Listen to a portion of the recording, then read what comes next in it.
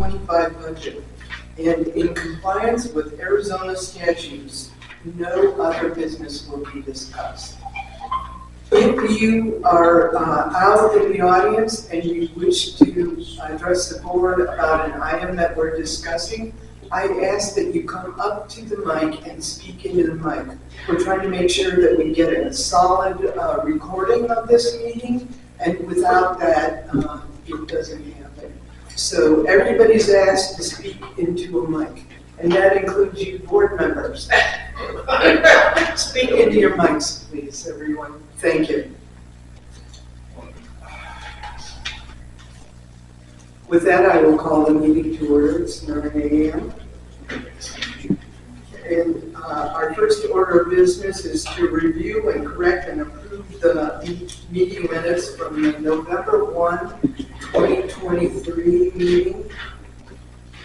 And may I have motion on those minutes, please?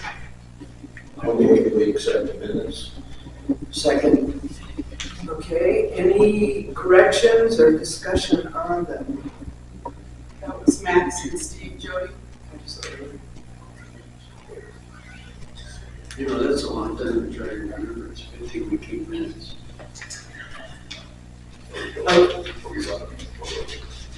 Yes, if you weren't on the board, I cannot vote on it. So all who were present at that particular meeting, please say aye. Aye.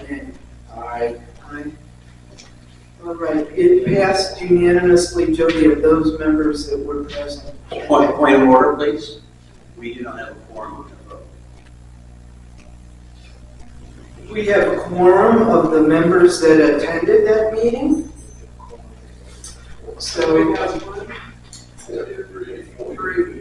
but we have a quorum of the members that attended that meeting. Well, Amy, you were there, I was there, Max was there, that's 3. Yep. Mike Green passed away, Jerry doesn't live here any longer, Gary's no longer on the board, and neither is Kim. So there we are. Yep. I say that it passed unanimously, Jody. Agree. Thank you. Amy, Yes. you can actually just what they're saying that the motion to accept the minutes of the budget meeting, and with Kim, but it is that you're accepting them. Let's go down there. That meeting has accepted those minutes. Yep. It's a little working change. Isn't that what I said? Yeah. Okay. All right, thank you. Thank you. Thank you, Jody. Is it me that I'm not hearing her very well? It was breaking up very I well. did not hear her well. Jody, you're breaking up a lot. Can I ask you to speak right into your mic, and we'll determine if it's on your end or our end. Oh, wait a minute, my nameplate might have been in your way. Okay. Okay, here we go. Okay. Okay, On to the 2025 operating and reserves budgets. Our first order of business is a homeowner annual letter. And that's in tab 1, page 1 of your binders. And I need a motion on this letter, please. I go ahead. I move to approve this letter as written. Okay, and that was Bruce. I'll second Bob C. Okay. And that Bob seconded it, Jody. Did you get that? Bruce and Bob. Okay, thank you. Karen, I'm wondering, because Bruce was not at either budget meeting, if he can make the motion. Yes, you can, because it's all today. Okay, No problem. thank you. Okay, let's, any discussion or questions on this letter? All right, Can we bring up the discussion in the second to last paragraph. We have added a second candidates night. Last year, we were asked that we were told that one was not enough, so I'm suggesting that we do an evening weekday and a Saturday morning for candidates night. Will that be the first time we've ever done this? Yes, yes, for candidates night, yes. Does it have to be on the first Monday? Well, we're having a problem finding the availability in the Lakes Ballroom. We don't really want to have it in here. We hope to have more people. Do you have a preference of a date, Max? It does include the club meets on the first Monday. But I can, I'll see if we get that too. Your club moves? Okay. Max, what are you referring to when you're talking about? The players group, which I forced into presidency and Do they meet it's on the first Monday of the month, but I will get that changed in the evening? in the evening, 7 o'clock. 7 o'clock, exact same time. I doubt we'll be out of candidates at that time. Any other conflicts? Any other comments on the letter itself also? All right, if not, I will call for the vote. All in favor? Say aye, or raise your hand, please. Kim, did you have your hand raised? I did. Okay, thank you.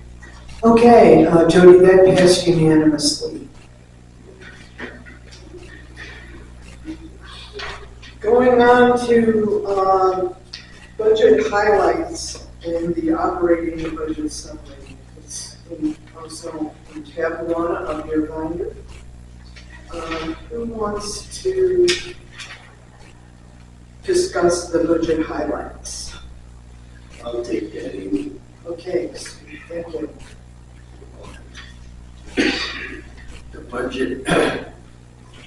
budget highlights of the 2024 operating budget include the annual assessment of $785.90, and per our documents, that's a 2.5 increase due to the CPI. In the budget, we have approximately 200 homes to be sold. That's all subject to the economy and interest rates, obviously. We added a part-time staff member, and we increased wages for our part-time employees to 1.5 hours if you work a holiday.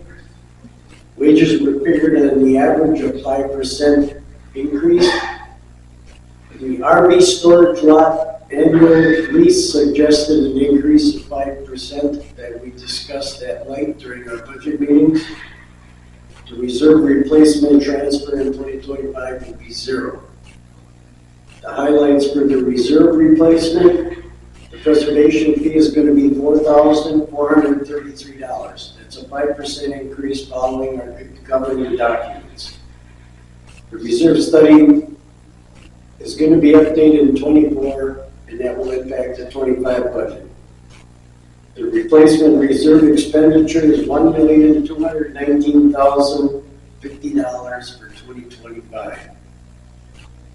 The estimated 2024 year-end fully funded balance will be 107.9%. That's with the old reserve study. And Karen, was that reserve study done in 21 or 22? It was done in 19 and began in 20. Okay, thank you. Budget in 2025, year-end fully funded balance is 64.4%, and that's using the updated reserve study. The only other highlights I'd like to put in there are, we have 2 major projects coming up that, again, we fully funded. The parking lot at the lakes, the entire parking lot at the lakes will be done in 2 phases. And the other major project we have coming up is the RV lot repay. Those 2 projects, almost $800,000. So I'm just making everybody aware that those are the two big projects we got coming up, and if you like to smell like new asphalt or you enjoy seeing it put down, attend either project. I like watching it dry. Okay, So is that a major part of the budget? Is that why you're highlighting? Well, we've done, if you go back, we've done both pools. We've done the Lakes Ballroom. The next project was the gym. We deferred that past 2025. These are the two next big projects we have coming up. It's just an ongoing major maintenance issue, if you will. We have to keep updating the community or it's going to start to look old. Anything we can do to keep it looking the way it is, I'm all for it. all right. I just kind of don't understand the wording. If we've already done the reserve study, why do we have it to be updated? Is it already updated? No, the reserve study looks at what's occurred over the past and then moving into the future. We should have had it done every 3 to 5 years. It got away from us with COVID. With the updated version that we have at hand, it's a guide moving forward. I understand that, but it's already been done, hasn't it? Yes. Right, but it wasn't done for 24. We still have to use the old reserve because the new reserve starts for 25. That's Well, the that's what it discrepancy. says, it begins in 2025, that's not my question. My question is if it's already done, why do we have wording as to be done? Where does it say to be, where does it say to be done? It says Your update. study to be updated in 2024, beginning in 2025. The second line. Oh, you're up in the operating. No, reserve replacement. Oh, okay. Reserve study To be- was updated. It should have been was. Was instead of to be. Gotcha. All right. I understand. Thanks, Max. Okay. Was updated in 24, then it begins in 25. Good. Okay, that's getting a little ahead on the operating budget still now. So, I ask that we go forward to, tab 2 in our binders, and that is the operating budget. And for purposes of discussion, I would like a motion on, acceptance of this budget. Amy, for a second here, can you explain why we're at 64.4% versus, I'm waiting on a motion, Tim. well, we're still talking about the previous page.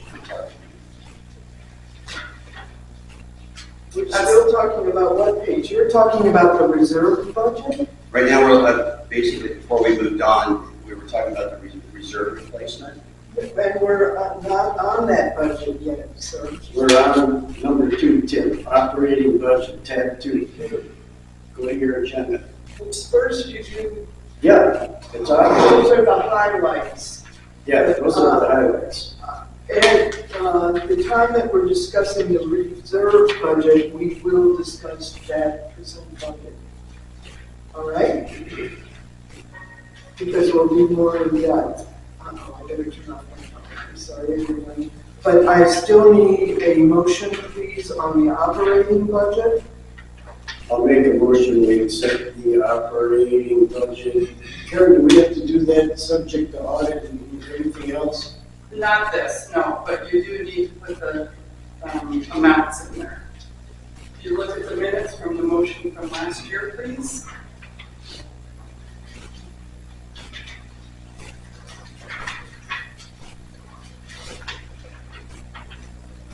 Okay, so my motion would include are we at 797.50 or 797.90? A 2.5 increase? Correct. All right. And may I have a second on that motion? I will second. Okay, now we're up to discussion of the operating budget. one thing, and that goes to the vacation and sick pay. And I don't know if I'm reading this wrong, but our average cost year to year is in the $30,000 range plus. And then all of a sudden drops to $3,300, and I'm wondering if there's zero that was left off. No, that is adjusted by the auditor each year. That's a liability on our balance sheet of what we owe employees for accrued vacation. And then at the end of the year, when the auditor comes in and does the audit, they will rectify that, and it goes to the accountants. Okay, great, thank you. Any other questions on the operating budget? Are there any changes on the operating budgets from what we previously had received from Thursday to what was mailed to us last night at 6 o'clock? No. And before we get away from this here, I would like to thank the budget committee that included myself, Amy, Bruce unfortunately was unable to attend, and I would also like to thank the Ways and Means Committee, which includes Amy and myself and Bruce. And part of the budget committee is we had 4 residents attend each meeting. One of them is sitting right there, Paul. That's you, thank you, Paul. To Kurt came in too. Oh, I didn't see you back there, Kurt. Sorry, He man. snuck in. You're hiding behind Skip. Yeah. Yeah. Ed Struther and Jim Schultz. And I'm surprised Jim's not here today, but he is not. Going over the operating budget, line item, one item at a time, is a lot more fun than you think it is. But we had discussion about a lot of items on this due to the fact that the economy is kind of like a yo-yo right now. But the good thing is we do have a balanced budget for 2025. So I'd just like to thank everybody that contributed. All right. Any other questions or comments? Anything out in the audience? All right. If that's it, then I will ask that we have a vote on the acceptance of this 2025 operating budget. The motion and second were made. So if you're in favor, please raise your hand.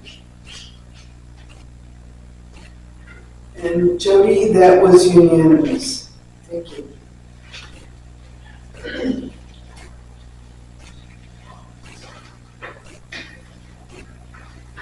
Okay.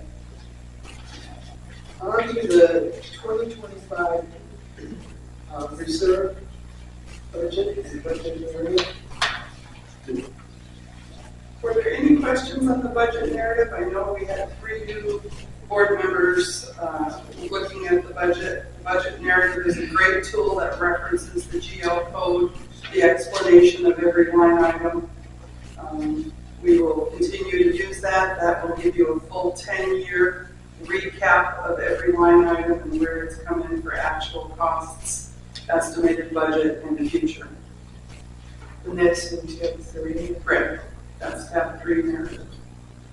It's amazing when you look at the numbers, even just going back 10 years to 15, and you can pick any of these items.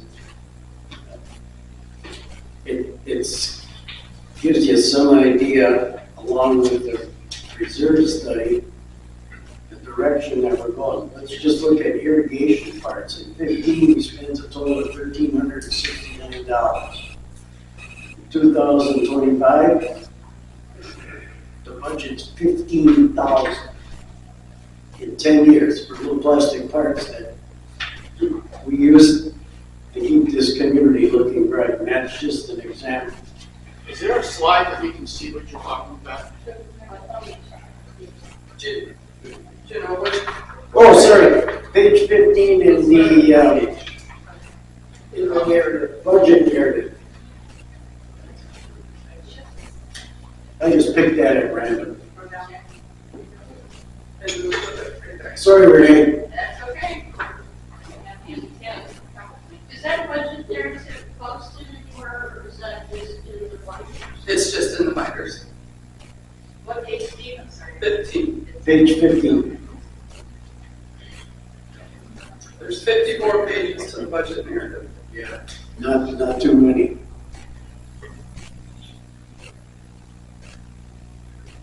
And you can see if you start at the top, GL code 5070, 2015, actual number that we spent, and then we're at 15,000 for 2025 budget. And that's just one little item. And we went through every single item. You can go through all 54 pages. Okay, does everyone basically see what you are talking about when we say the narrative? It describes every line item, what is covered by that particular line. Expense and revenue throughout the budget. Can I ask why, The microphone, please. Can I ask why it's not like available for everyone to look at? I You're gonna have to can't speak into the mic. There you go. Okay, can I ask why it's not available for everyone to look at? All documents are available to all residents. But you have to go to the office to Sure. ask for it? Well, you just need to do a records request. That's always how it's done. We don't put financial records on an unpassword protected website. We have contractors that want to bid a project, and if they see this documentation and that the bid is $375,000, but they're gonna bid $320, you're hurting the association. So you're more than welcome to get a copy or come in and take a look at this, no problem. It is available to all residents. Okay, Thanks, Lynette. Full transparency. I have a question. So in accordance with our bylaws, it's basically on page 3, section 4, and section 5. Is there anything in there that says that what she's asking for can't be emailed? Can't be emailed? Well, it kind of talks about, for example, it says in section 5, notice of members' meetings, written notice of the annual meeting, staffing, just give me a second. In case of a special meeting, the purpose or purposes for which the meeting is called shall be given either personally or by mail, not less than 10 nor more than 50 days before the date of the meeting to each member in good standing. Each member shall register his address with the secretary, it goes on and on, but it says, talks about mailing, it talks about people have to be registered, but there's got to be something in there that we can email somebody to budget for. I agree, it's a security risk. We'd be happy to print it. We have a records request document that is standard protocol. So if she'd like to fill out a records request, we'd get her a copy. But it's not a posted document. And again, it's up to the board if they want to start emailing things like this to all the residents. I'm concerned with security, but it's up to you. can I say one more thing? Sure. So, you do a lot of good work here, and I think, you do a lot of work and a lot of good work here. So I think if you got this out to your constituents, they would appreciate it a lot more, and maybe you could just somehow white out the things that are relevant to bids. It's not, That would be almost the whole budget is relevant to not just bids, but employment figures and all that are generally protected information. So there is a real security risk to it. If we redacted what might be a security risk, that would be, I would think, really from my knowledge of this, and I've been on the budget committee 12 years, we'd be redacting almost the whole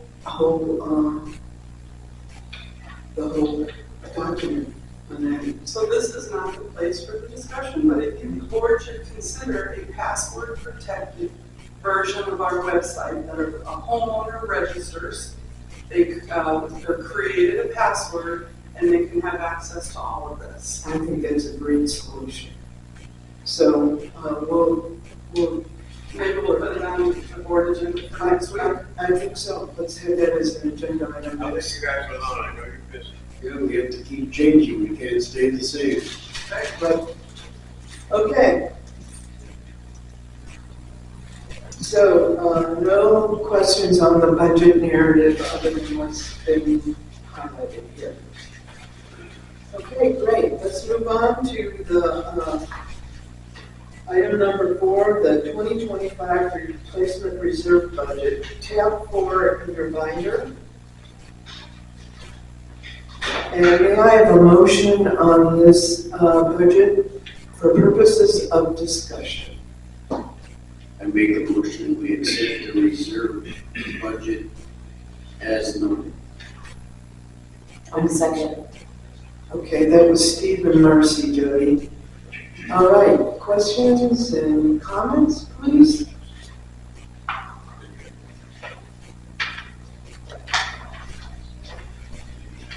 So my original question was, again, where we went from being funded over 100% to now we're about 60-something%. And I believe, Karen, you said that you would be happy if we were at 80%. I'd like to discuss that, please. Okay, so what was printed in your binder was the first version that was presented to the Budget Committee on 10/14.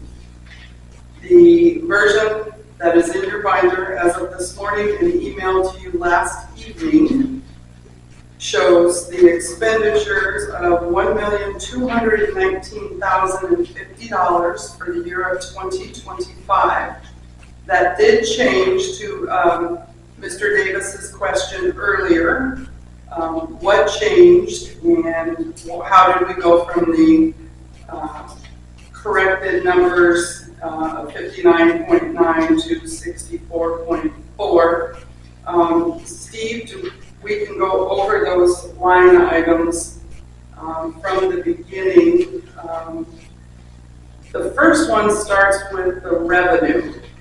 The revenue, if you'll go to page 3 of your replacement reserve, or under tab 4, it says 2025 budget. This is a revenue source. This talks about an annual contribution from the operating account. It talks about the number of homes being sold that we collect a preservation fee on. The Budget Committee it has recommended 150 homes at the new increased price of $4,433 preservation fee per home sold.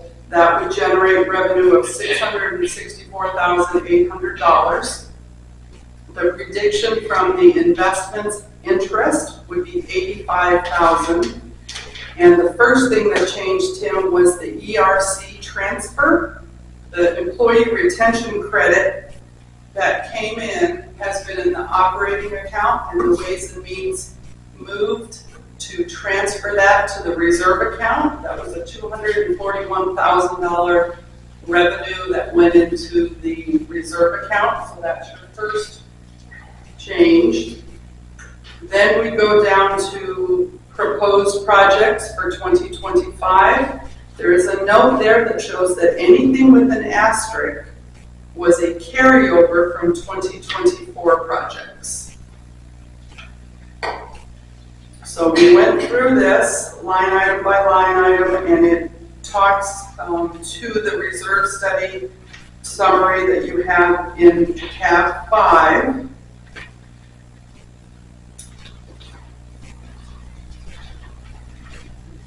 The first correction was page 3, Lakes Woodshop Building, water heater replacement. We had the president of the woodshop at the budget meeting and had a discussion about changing the water heater when it fails. We don't need as large of a water heater that's in there. And so we decided that we could downsize that water heater. It is not attached to any restrooms, and they don't use the water heater very much. So it just sits and reheats, and it's kind of a space issue, Ray. Is that what you're? No, it's more that it just cost. recycles all the time and we don't use the hot water. Okay. So that was the first change, was 1,600 to 1,000. Then if you go to the next page, the next change was item 9159, pickleball courts resurface. The reserve study called for courts 1 through 8, the west courts, to be resurfaced. Upon an inspection from our facilities manager and pickleball players, it was decided that it's not needed at this time. So that $35,000 has been removed. The water heater replacement for the Vistas Ballroom went from $4,000 to $3,000.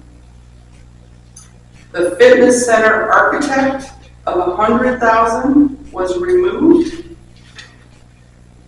Drinking fountains, we just replaced one in there in the last month, so we only need possibly one more replaced next year, so that went from $2,500 to $1,250. And lengthy discussion on the Vistas Fitness Center refresh for 2025 went from $200,000 to $130,000. Thus making the changes from $1,426,900 for total expenditures for 2025 to $1,219,050, making the fully funded balance at the end of 2025. If all of this plays out, this is just a tool. This is a prediction of home sales and projects that would leave the fully funded balance based on the new reserve study at 64.4%. And yes, I would love to see 80%. But some industry standard calls that 70%. Correct. If you look in tab 5, and for Dave, you go to the first page of the reserve study, it talks about your reserve fund strength. Your risk of special assessment is what a reserve percentage affects. We are right at 70.4%. After spending the money doing these projects, we're predicting to be down to 64.4. Many things can change through the years. If we get 200 home sales, that's a huge boost in our revenue. If we save money on these projects or don't do the projects, that changes it. This is the tool of what we're predicting should or may need to be done in 2025. Does that answer your questions, Tim? Yes, it does, thank you. If I could make comments. So I have, In the mic, please. right, Sorry, they can't hear you on Take the microphone, pull it out. video. If Take the microphone and bend it out from that. There you go. There you go. okay, can you hear me? Yep. Okay, so, about the pickleball fence, it's called perimeter fencing pickleball courts. It's got 175K next to it. What are you looking at? It's item number 145, no, Page 4, page 4, under Vistas Building Exteriors. yeah, How did you get a copy of the budget? I don't know, but, I think I got it in here. No. Oh. Am I supposed to have a copy of the budget? It's an unapproved budget. Oh, so it's a proposed budget. Correct. So then, okay, go ahead. Can I still talk? Yeah. Okay. So, so I wanted to talk about that fencing. That's a big project, 175K. Maybe we can save a few dollars there. If you do decide to do the fencing, you want to make sure that you have these card scanning process in close proximity to the fence, because it doesn't make any sense to have people scan and then walk out of the building and go to the fence. That's not gonna help keep out. That's not the way the fence will be constructed. Good. You'll walk through the rec center. Are we getting on track here? This is supposed to be about the budget. I'm getting to that. So I noticed somewhere you had an item in there for refreshing or remodeling the shower out of the distance. Is that still in there? No? Well, anyway, you could do that project at the same time and make that thoroughfare from the scanner to the fence. That might work. That was under discussion when, for the fitness center remodel. It's got nothing to do with. Yeah, it's not in the 25 budget, correct? Okay, so then the next thing is that, you know, there's a state statute about trespassing and liability, and basically to summarize, individuals and clubs have no liability for injuries for trespassers.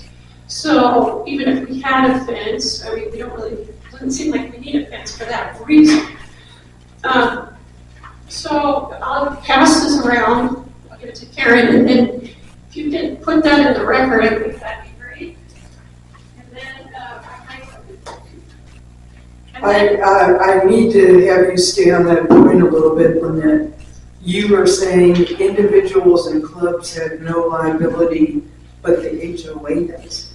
no, the HOA, I'm sorry, I meant to say organizations, the HOA doesn't, according to that statute. Is this the email that was sent out by Mr. Davis? I don't know, I ran Tim, out. is this the email that you sent to Amy and I? Is that the one with the signs? Trespassing signs? Okay, this was sent from Mr. Davis.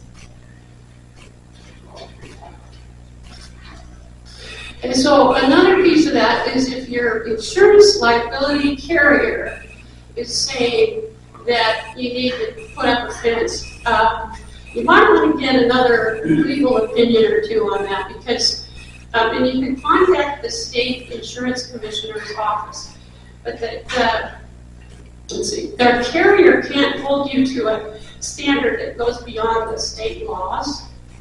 So they can't, the carrier can't come in and say, oh, even though the state says you don't have to have a fence, we want you to have a fence. So Again, what does this have to do with the budget? So I think the confusion here, if I may, the budget line items are a placeholder.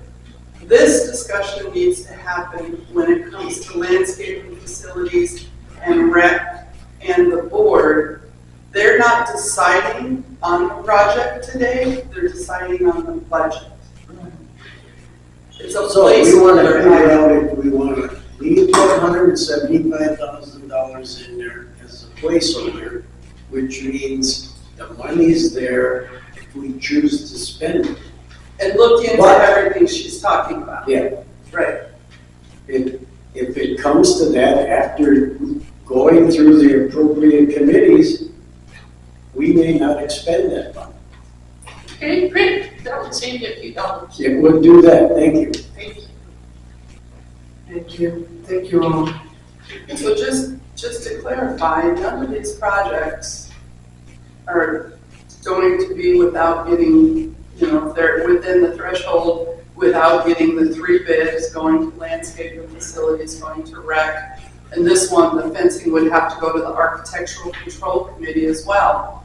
And then it would come to the board. So it would go through all of those processes to be vetted and looked into before it would come to the board for final approval. Exactly. And the agendas for meetings are posted in advance, so you can see when that might be on a particular committee's agenda and attend that meeting and make your case to the committee. It'll be, yeah, through all of them. And that speaks to the next line item as well. Mr. Davis and the group has requested the pickleball stadium court back walls be padded.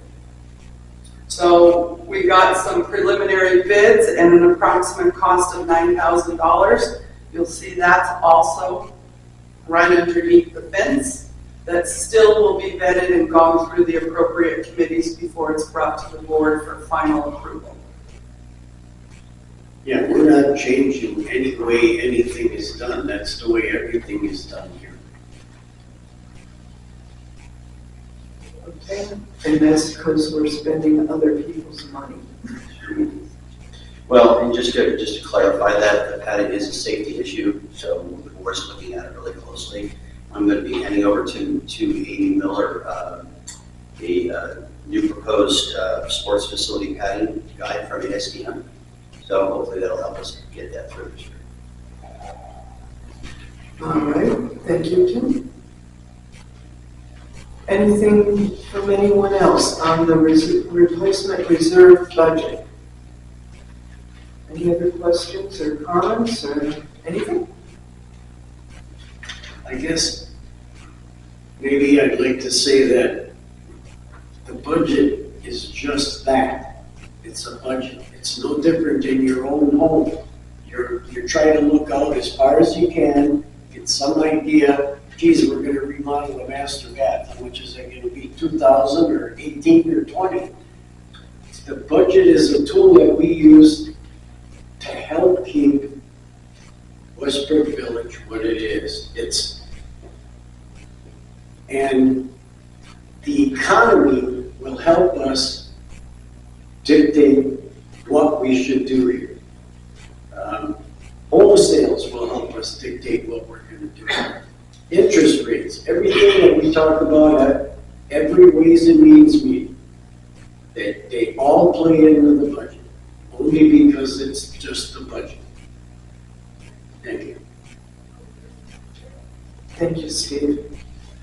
All right, if that concludes discussion and questions, I'll ask for a vote on the replacement reserve budget for 2025.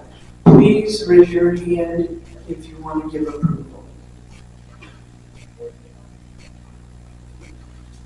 And that was unanimous, Jody. Thank you. Okay, item number 5.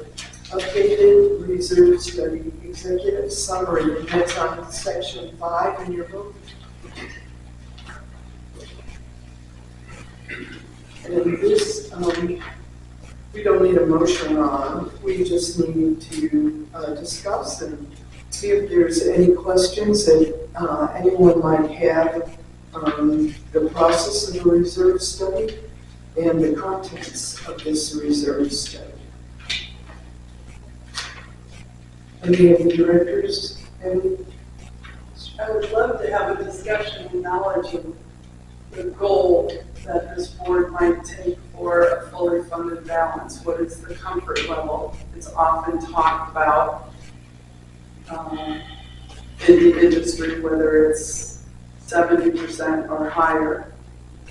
In the past, we've gone down in the 60s when we were doing major projects and have recuperated during strong home sales years. And you spend it, you save it, you spend it, you save it. Just would love to hear from the board and your input. What, she's trying to get our threshold for what our tolerance would be, what percentage would we like to see that particular item to be funded at. Well, the reserve study is done by an independent company, and if my eyes aren't deceiving me, they tell us in this report that the reserve fund status is strong, which is where we should be at all times. We don't want to fall back into the medium, and God willing, in the crude price, we don't get into the weak category at all. We're still sitting in a good spot. Home sales, if they continue the way they are, and we talk about this constantly at all of the meetings, it helps fund this place, and it should. I don't think I'll get any pushback from anybody on that. Steve, we look at the same sheet. My sheet shows a high position in the medium range, not the soft. Well, the reserve fund strength at 70.4 is right and strong in the green area. Risk of special assessment is low. I don't think we're on the same page, I don't think. You got page, What is that big black X? That's where we are. That's where we, Karen, can you make an argument? I don't like eyesight, it's not that great, but it's below 70%. so when the reserve study was done with the ERC transfer, minus the 2025 projects, we just approved the 25 projects. That would take us from the 70.4 to the 64.4. If we spend that $1.2 million in 2025, that's what brings it down. And that would take us into the fair and medium risk of special assessment. So this particular paragraph is based on a, End of 24, end of 24. What we predicted was end of 25 after spending those funds. probably should have had two paragraphs and one clear. Well, this is the reserve study starting in 25, so. Okay, so my preferred wish is to be as close to 100% as we can, whether below or above. I mean, at one point during the past year, we were above the 100% mark. Based on the old reserve study, right? Based on the old reserve studies, since costs have gone up and everything, we should pick up ways of getting into that strong, on the high end of that strong area. Correct. But I think there's some falsehood in the fact that in 2024, we were that fully funded because of the fact that that reserve study was as old as it was. Had that reserve study been done in 2024, even 2023, that number would have reflected better with the inflation that has occurred than what was predated of 2020. So, I mean, I would definitely like to see the number higher, but I also don't think now that we have sort of a little bit of a falsity of that 112% fully funded, if you really had true and accurate numbers. That was a nice feeling, though, anyway. I always like to make sure you feel good there. You know, the other thing to think about during that is, this is if we had to all of a sudden replace everything. And the chances of anything, it's no different than if you're looking at your home. If somebody said, well, guess what, now we have to replace everything in your house. That's not gonna happen. Let's use Florida as a poor example. A hurricane comes in, everybody's starting from scratch. The chances of that happening here are slim to none, I hope. That's why I'm here instead of Florida. But that's what it means by fully funded. This community is too well maintained because of all the PM programs that we have, thanks to our staff like Sean. They're constantly monitoring everything that we have here. So the chances of us all of a sudden having to replace everything are, like I said, slim to none. So we're fine. And if there was a major catastrophe, insurance would kick in. That's right. Well, Karen, I think in one of the budget meetings that I happened to attend to, I think that you had mentioned that we had never repaid the where the RVs are, where they're at, have never been done. So that's a big hit. That's $400,000 right there, or approximately $400,000. But Karen, I'm going to give you credit for your intelligence. If you believe from your experience that we should be around 80%, I think we need to fund that. I agree. 70 to 80 is the industry standard, my comfort, and that's a very low risk of special assessment. The goal of 80% funded is not unrealistic. I think we've used, it's always been 70 to 80 with the board. And being that we have some new board members, I just think this is a great discussion for everybody to have. Yes, no one is looking for a special assessment. Believe me, you can all go home tonight, put your head on your pillow and not worry about it. In 25. So Karen, Aaron and Steve, I think you've got access to a lot of historical numbers, maybe for the board, you might illustrate past reserve numbers so that they can see the ebb and flow over time, because I think you were trying to say that. Right. That, the community has gone through ebb and flow, but it'd be interesting to see that, to give the board some level of comfort. Almost like the treasury report. I want to say that the ebb and flow is caused a lot by home sales. And, at times, we have had very tight budgets or below budgets. And other times when home sales were robust, it was the good times. So let's all hope that we have robust sales next year. Those numbers, that will mean the world of difference to us. And the treasurer does do that, Skip, at the annual meeting. He'll do a total recap of where we've been in the reserve study, where we're projecting for the next 5 years, based on the expenditures that are pointed out here. If we use the reserve study as a tool to the best of the prediction for the future, and we stay steady with possible home sales, we do predict that out and show the past and the future. Yeah. No disrespect to anyone on the board, but I want to be objective. Why are we taking the option off the board to calculate it? For example, like $100 assessment. That would have to be voted on by and approved by 51% of the community. And I don't think that is possible to educate the community and have such a vote on a short order. Tim, can I ask, is that a $100 increase on the operating annual assessment or a $100 special assessment to go into the reserve? $100 to go in the reserve. And that would have to be voted. But a special, right, not only that, a special assessment is just that.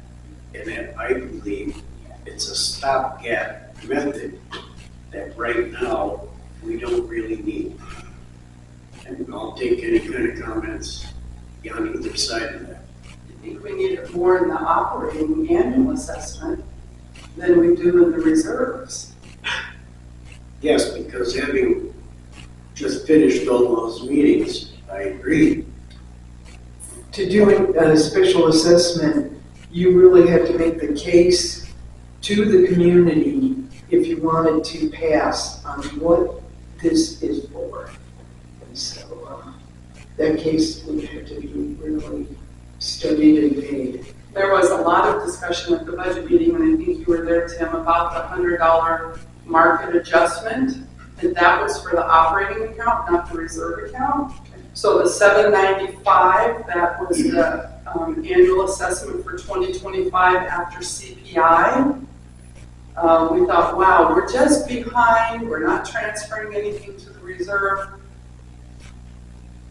But in the future, it's going to be very hard to continue to do the day-to-day operations of the community with the inflation level and the CPI only being 2.5%. We were able to balance it this year, but in the future, if that $795 would have been $895, that's an increase of $391,000 a year into the operating account.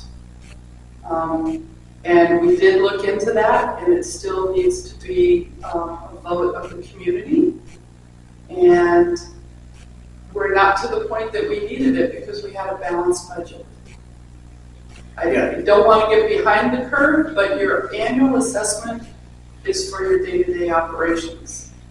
And we did balance it. And it's thought to be not the greatest way to manage an HOA to go from special assessment to special assessment.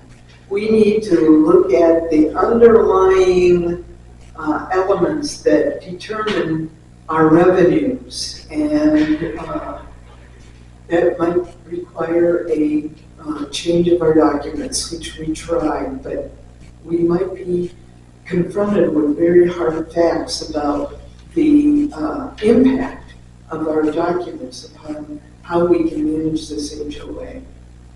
Can I chime in here real quick? Yes. I've felt for quite a while that the path we're heading down is not sustainable by how we are limited by our documents. And I would highly encourage us to educate our community that we are reaching a point where we could be in trouble, and I would rather stay ahead of the curve or stay ahead of the fact than all of a sudden scramble telling everybody, oh, you know, we need a $500 special. Correct.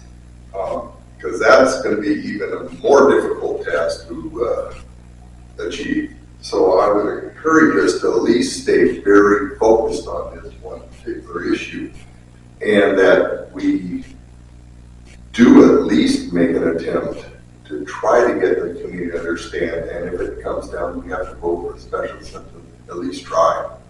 Because I plan to be here for the rest of my life, but I don't want to see it go down the toilet. That's all. Okay, thank you, Bruce. Vince, do you want to say something? I had two things. One is, what other streams of income are we looking at that we don't currently receive other than the house and the rental for the RVs? Are there any other areas that we're looking at? And my second, since Bruce brought this up just now, is, you know, even though you're born in the United States, makes you an automatic citizen, and you have the right to vote, you still have to register to vote. I think we should be looking at something like this for our community, because I know, we all know, we're handcuffed with the bylaws and the 75% of everybody in the village, and we have, you know, a couple of thousand people that don't bother to vote, and so we can't get anything passed. And I think the opportunity is coming up right in front of us if you go to the electronic voting system. I think what you could do, and this is just an idea, is require people that if they want to vote, they have to send in an email with their email address or something to get on the roster or the membership in order to vote. You send it out to all of the homeowners. And if they don't do that, they're not going to be eligible to vote. Because if you've done That sounds discriminatory to me a little bit. wait a minute. That is discriminatory. If you send it out to all of the homeowners and say we're going to a new system, and in order to vote, you just need to send an email back with your email address on it. And that way you can be registered to vote. I'm sorry, don't the CCNRs require us to send a notice to every homeowner, and it's homeowner who has the ability to vote? CCNRs say that, so even if they don't register, they still have the ability to vote. And our new voting system has 3 ways to cast a vote: via your computer, or telephone, or mail ballot. So I would not recommend that we go to just total electronic. There are, citizens that we would be disenfranchising by doing that. You know, we've got to find a way to get rid of this 75%. I mean, we all know we're never going to be able to do anything in this village. But I don't think we're bringing up anything that's just board that's not aware of. I agree totally, Vince, I agree. You and I talked about this a while ago already. It's whatever we decide to do, it's all gonna come back to the 75% that is unattainable. I mean, just looking at it realistically, let's use your club as an example. How are you gonna get 75%? Let's use 400. That means 300 of them are gonna have to vote yes. Not just vote, but vote yes. We're in the same boat. It's gonna be, yeah, it's gonna be different. And I'll tell you this, I moved here 18 years ago and I paid a special assessment twice. first time because this community was out of money. It was actually in the red. I don't want to be the guy that says to the community, you guys got to start paying up. I think that should come from all of us. And I don't think you would differ with that. No, I'm just up here to say that, you know, instead of saying we can't do it, which we all do, we say that, we can't do this, we can't do that because of this. We've got to really look outside the box and figure out how we can do it. And what about dissolving the HOA? And then the next day, pick it up again with new bylaws. I mean, something as stupid as that, or a stupid idea as that, or drastic. But we're gonna need to do something drastic here to make this community solvent 10 years from now, 20 years from now.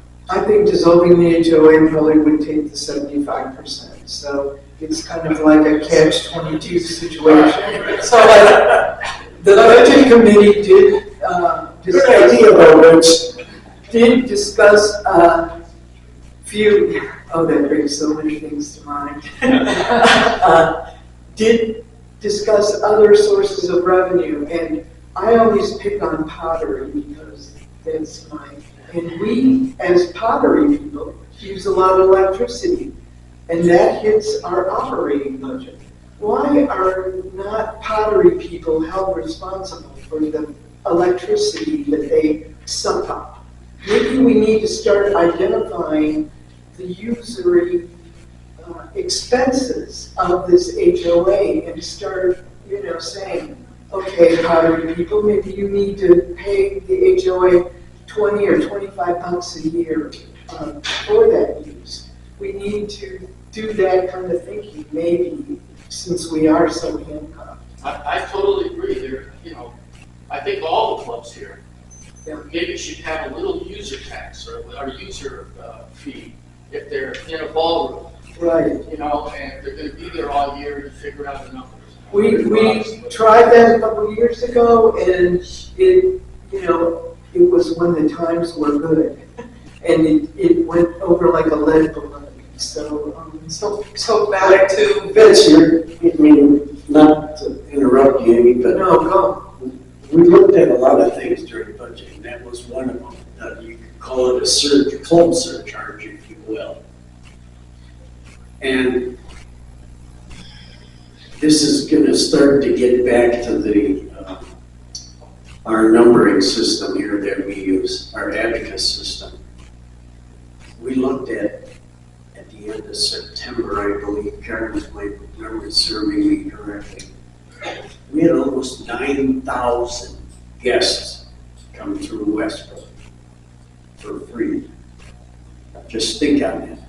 9,000 people used our facilities in some way or manner, and they got to do it for free. And actually, it's free to them, but not to all of us sitting in this room. So, if it ends up being a club surcharge or whatever, you're right. And this isn't anything we haven't thought about.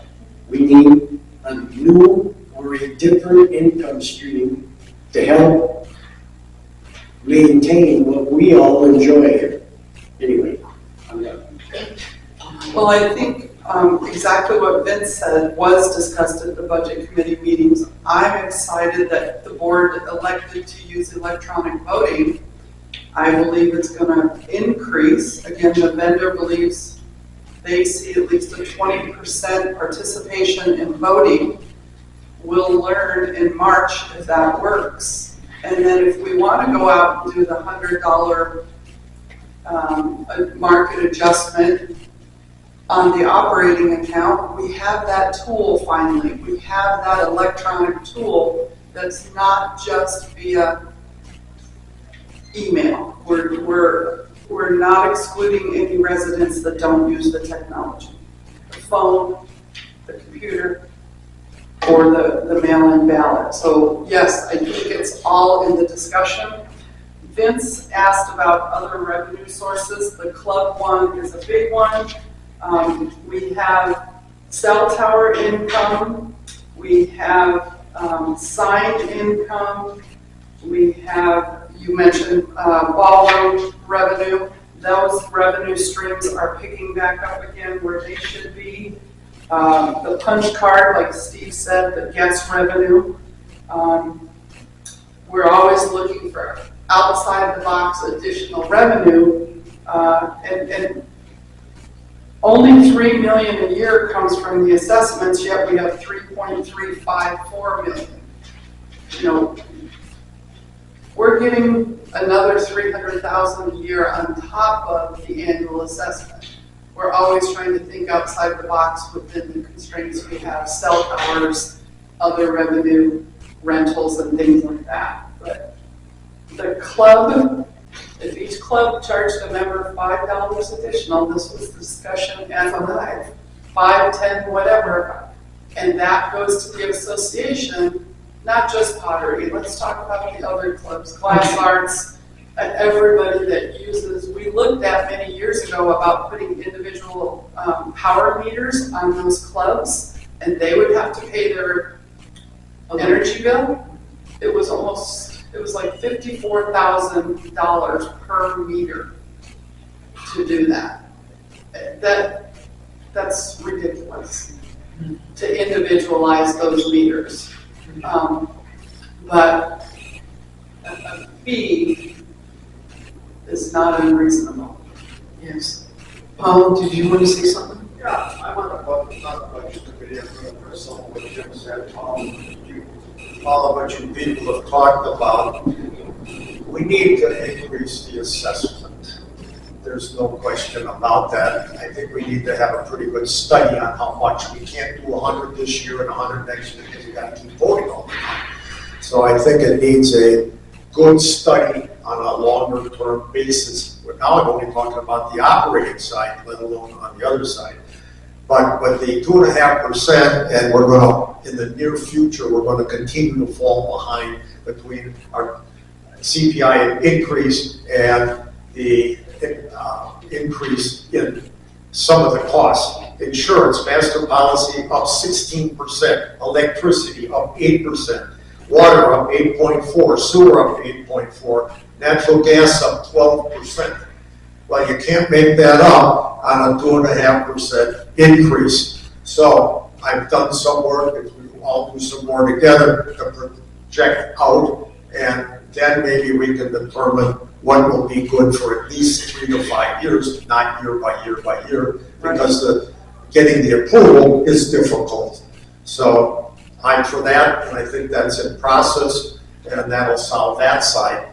On the reserve side, obviously, we only did this, it went up 40%. It's nothing we could affect.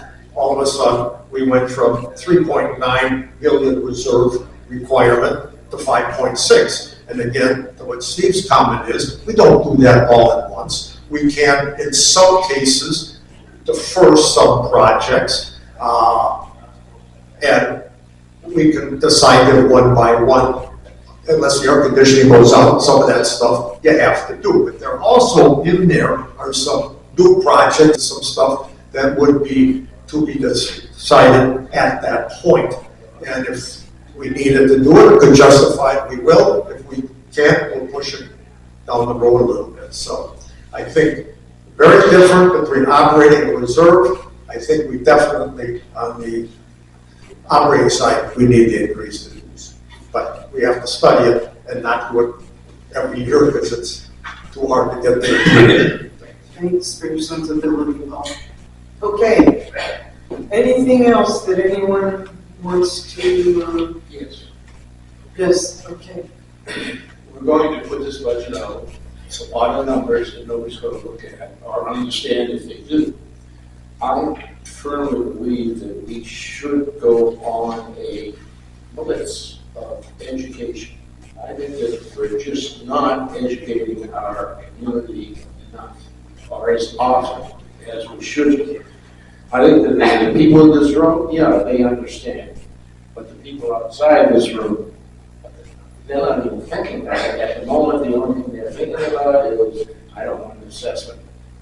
And they have no idea the reason behind our decision on something like that. So I firmly believe, and Tim, this is your baby, the town hall meetings. I think we should be having a few of those and based solely on this budget and why we're deciding on what figures that we're putting in there and what the future consequences might be if we don't get that 75% vote. Just a thought. And a good one. Thank you, Max. Okay. Anything else? Well, There is additional information in front of your binder about a motion that Max made at the Long Range Planning Committee about the free guest punch passes. Max, do you want to speak to that? Most HOAs that I'm aware of around here do not allow something like that. They just don't have it. Like up the street, the Sun City charges $5 every time a guest passes that desk, that opening desk. It's, we're going to use a lot of people in here to use our facilities for sitting. And if they bring in more than the 20 on the punches, whatever it is now, I think it's one punch for as many people as they work through. One punch per person. Per person. It's still something that we should look at. And my proposal was that we do away with it. That we do away with 10 punches this year, in 2025, and in 2026 we do away with the other 10. And that's it. No more punches. Guess one community, we stick a fee on it. I just want to say I agree with Max. I was on the board over in Sun City West, and this is going back a number of years. Always. Nobody got in free as a guest. You always had to pay anytime a guest came in. Do you know what the fee was? The fee was, I think it was $5, and that was for the whole day. They got a band, or they got a little slip of paper saying that they had paid. And you just showed that every time you went to one of the facilities to use it. It was only good for that one day, but it was every day you had to do that. There was nothing was free over there. and that was true back in the 70s when my kids were little and they'd go play putt-putt golf with Grandma in Sun City West.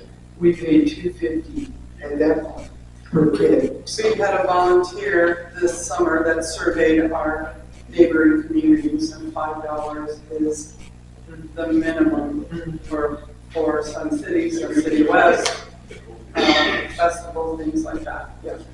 So at this point, are we going to make a motion to enact that, or does that have to appear on a regular board agenda? I'm not exactly sure on. This motion was made because at the LRP. Right. So it's got to go to the board. Right, and my question, Karen, is it at this meeting, or do we put that on a regular board I agenda? think it should go on next week's I do too. board agenda. That's what I was trying to. I agree, because I think there needs to be a bigger conversation I agree. about it, because I I'm not in that same camp. I don't think that we should this year take that away. I think that should be a topic of conversation and maybe some additional research done on that. I understand about there being 9,000 guests that have come through, but I would like to see the data on that unique user of the 9,000. I mean, how many households is that really entailing? And is there multiple punch cards being purchased and being used versus it stretched out over the majority, a minority of large group of people that are bringing grandkids to the pool or whatever that may be, so. She listed two different data point collection. One was unique user and one was household. And I don't think unique user is relevant here because, people may come one day and then skip a few more days and then come another day. And if you do unique user, it would just count them as one visit and one person. So that's not really So relevant to this discussion, I think, unique user. users. So I'm gonna have to go back to the office today and start pulling the report to get it in the binder tomorrow for next week's meeting. Okay, So I need clear directive of what you would like to see for this discussion next Wednesday. Can I add something really quick? So I know, for example, like the tennis club, they will allow somebody that lives outside of Western Village to pay a fee like $50 per year. That's a club guest pass. It's a club gas pass, and so is that something we want to encourage? I think it should be on the report as well. We don't have a lot of them, but I think it should be part of that data. But that's not showing up currently, correct? Or are they showing up as actual swiped users right now, Karen? When you get a club guest pass, you don't check in as the guest. It is a separate category. So they're Because being remember- calculated in the rate, the actual numbers, not, okay, Remember, that's specifically for one club. right, If you are in water aerobics and you get a $50 annual club guest pass, it goes under water aerobics. These other guest numbers are, I think, where you and Amy are talking about how many households really are bringing in guests, right? Is it 200? Is it 2,000? does that matter in this discussion? We are seeking revenue. And, an outside user is an outside user is an outside user. No matter who's, who's bringing them in. So I think the relevancy is the gross number, not individual user or even household. I think we're talking separate data points here that I don't want you going back to the office and wasting time on reports that really aren't necessarily appropriate to feed into this discussion that way.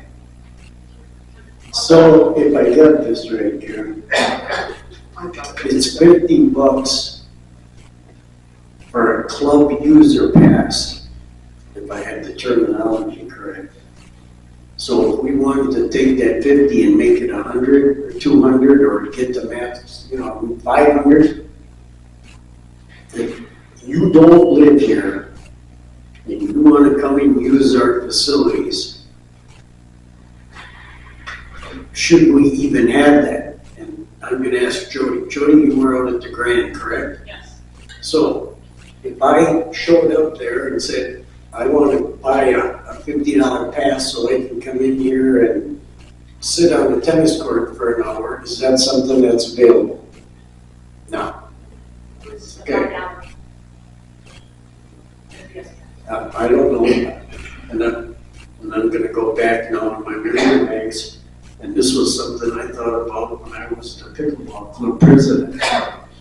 And I know the club can be more restrictive, but not less restrictive. So, is this something that besides what we're discussing here should also be discussed? Because in my mind, we can't adjust one door and leave the other door the way it is. Can we just I clarify? think that's a great discussion, Steve, that needs to, if the board next week in this discussion, because they are separate. We have revenue stream on guests checking in, and then we have club guest pass. I believe the club guest pass needs to go back to the rec committee because it's a club, and that's where the rec committee oversees that and gets the data and have that discussion, whether I've heard no club guest pass, increasing from 50, moving up. I do know over the years, the club guest pass number is decreasing. When homeowner usage is increasing of our facilities, the homeowners are more proactive that they want use in their glass arts or pickleball courts or pottery. And they, every year in the club president's meeting, which is coming up, and as you know, Steve, when you took on the presidency, I think you had 6. Yes. And it's going down, Vince, I don't know, it'll be 0? It was Is that 0 0 last or year. 3? It was 0. So the pickleball itself has gone from 6 6 club guest passes a year to 0. And it's trending that way, and the rec committee should review and consider not offering it or making a recommendation to the board to increase the cost. And to get to Vince's comment and these comments, we are looking for a revenue stream. So, again, maybe it needs to go from 50 to 200. If you want to cut, if I decided not to use our gym, EOS Fitness, I think I can get in there for $9.99 a month. That's $120 a year. So maybe our, whatever you want to call it, which allows non-residents to come in here and use our facilities, which I am totally against, maybe that's something else we look at. Maybe it should be 150 or 200 or 500. You know, the issue isn't only just coming in and I'm sorry. We want it recorded, I'm sorry, Vince. I think the issue isn't only just coming in, it's, you know, the wear and tear that we're talking about, you know, especially in the gym areas that you were talking about, ceramics. And the other thing is, you know, the golf club has had a policy for guests for years, and you've got 6 guests. I'm a member of the golf club. I can bring 6 guests a year to play golf with me at a reduced rate. When they came in, they had to show their ID, and then their ID was recorded under my name. That person couldn't come in more than 6 times in a year, calendar year, to prevent people from not joining the club and just paying a reduced fee to come in. So it's something to look at. You can give them a call, find out what they're doing, just to get more information about how we do it. But I believe it should be strictly on the guests, and let the clubs dictate their own policy for what they want to do. But if we have guests and we're going to do something like this, I think it should be a guest. You know, because I can tell you, if you charge $5 a head for a guest to even come and play pickleball, they can't go anywhere in this valley right now. And even if they came 5 days a week and play for cheaper than that. So we are missing. Maybe it should be higher than the proposed $5. Well, the other thing is, one more point I want to make is, I think we should give the homeowners the card when we renew every January, we get to 20 punches, but maybe we reduce it down to 10. You know, just because there is the grandparent Take kids in to the gym. here, and that's going to rub pretty much all of us the wrong way. That now my grandkids come, I have to pay for them to come in. But if we say, look, we're going to give you 10, and then after that it's whatever, $5 or whatever it is, I think that's reasonable. But to just cut it off and then just start with payment, that might be a little harder to do. So that was the exact discussion, yes. Karen, is there a way to actually see how many people actually use more than their 10? Like the number of people? Sure, we track the purchase, and that's in your operating account under punch pass revenue. And again, back to 6 people choose. So again, we have club guest pass and we have punch pass. Back to the pickleball, when it was 6, $50 a year brought a $300 revenue in. Did that pay for the wear and tear on the courts? Absolutely not. They had an unlimited access for a year to play pickleball, or come in and do pottery, or come in and do water aerobics. I mean, it's or come in and act. It is, that's been, you know, kind of outdated for a while. Just to give some historical data, this board, was it 4 or 5 years ago, got rid of another outdated policy of a non-resident could come in, be sponsored by a resident, and pay half of your annual assessment and have full usage of all of the facilities all year long. Why would we do that?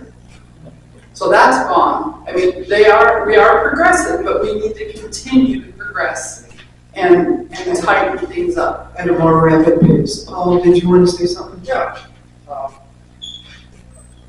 The point on the guest fees, and I haven't adjusted for if you want to keep 10 per people, but we've got 9,000 guests year to date. So if you put that and made it all pay on $100 per 20, you get $45,000. There'd be, assuming every guest pays. That's a meaningful number, and maybe it goes up from there after that. Then what Karen just said, if I was gonna let, and I wouldn't, let an outside resident, minimum, the same amount that we pay annual dues, minimum $800. And I don't think I'd even like that, because we have thousands of people that pay the $800 and don't use any facilities. So if somebody comes in and wants to pay the $800, they're gonna use it. So the use of that person will be way over the average of the current residents. So maybe it should be 2,000. I mean, seriously, if you're talking about what's it cost to, Or Take the why water care. allow it at all? well, okay, gotcha.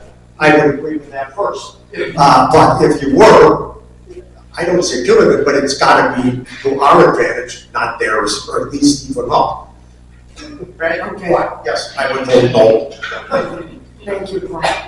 Okay, anybody else? Thanks for this discussion, and it does help us start to think outside the box. I have Which one I last think we need question, to do. if that's okay. Bob, welcome to the board. In Sun City West, you said, right? Yes. Do you have any idea how much they paid for RV storage? No, no, we didn't have RV storage. Anybody in Sun City West that needed RV, they went through Sun City. Right. Theirs. We didn't have one over there. I think that was about $100, to be honest. It's very, very low. So we have to be careful of who we match up to. So I don't know about you, Skip, but I think I paid over $700 this year for stowing my RV, which I appreciate, and that people are looking at redoing that service over there. But I think we need to be very careful. And I kind of agree with Marcy. It's like one of the reasons I bought in here was because of the CCNR saying that we can invite certain guests in here. So I think we need to be very sensitive to people here. But I like the idea of Max, where you said we need to look at doing a town hall and discuss about our monies and what we would do in the future. Yeah, so let us know when you have one on the schedule. I agree. I think the community needs, the more input this community gets, instead of having 12 of you sitting out there, there might be more. It would be nice if this room was full, because we're talking about something that will impact this entire community. Okay, with that, any, Just one little comment. Sure. Answer Steve. I think that if we had known that this type of discussion was going to go on, the room would have been more crowded. Oh, I agree. I agree. okay. Anybody, did you want to say something? Okay, very good. I thank you all for your interest, and I hope you have a wonderful day. Meeting's adjourned.